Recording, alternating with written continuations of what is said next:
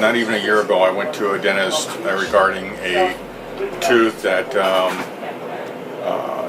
cavity, the crown broke, so they put a new crown, or the filling broke, so they put a crown on it, and within not even a year, last week I was flossing and half that crown with the tooth broke off.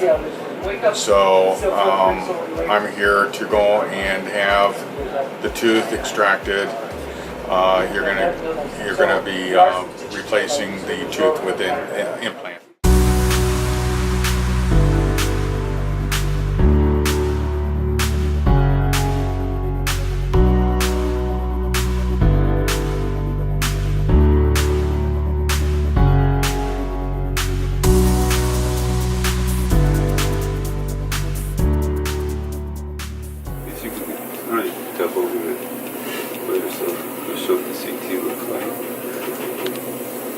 Buccal wall looks like it's intact,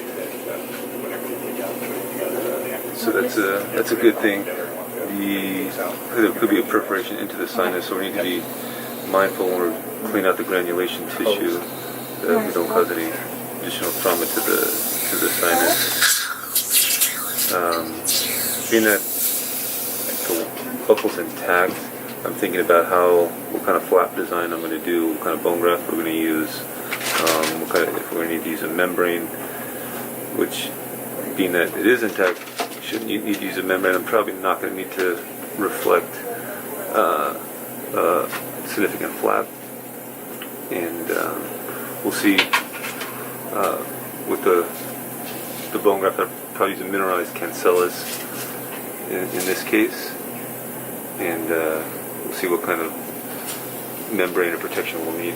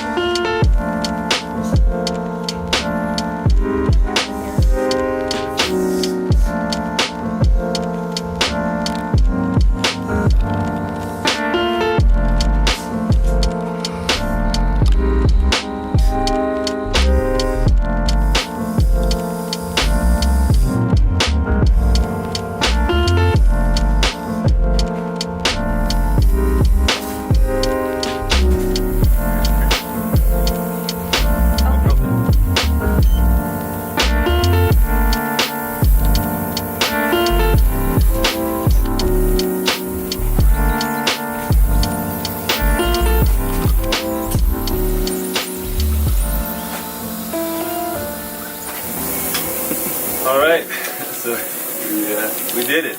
All right. So we got the tooth out. We sectioned it into 3 pieces. So we took it out atraumatically, preserving all the bone that surrounds the tooth, which is important. There's nothing better than what God gave you. So we want to preserve that as much as possible. And we did the bone graft, which helps get good bone healing. Covered up with membrane, put your growth factors in there, and put a covering on there. And then we talked about how important it is to not put any pressure on that area. It needs to be undisturbed to get best healing. But what were you telling me this extraction versus one you had in the past? The difference on the one that I had on this one, the doctor just literally just was over me and just would just pull it, just yanked it out, kept pulling and pulling and pulling because it had a deep root. So it took a long time. Finally, just yanked it out. Where you grinded, you went out piece by sections and all that stuff, and it was a lot. To me, it was less traumatic than having this, because this one was, even though she numbed it up, it was painful with her just yanking it. Yeah. So it's less traumatic to you. It's less traumatic to your bone. That's the way we do things. Now let me ask you a question. With the way you did it, and with her just yanking it out and all that stuff, is if I want to later on have an implant, will I be able to have an implant because still?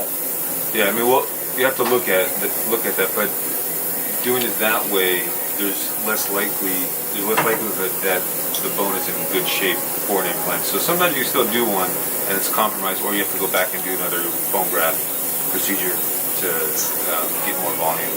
Okay. Try to correct what the situation is.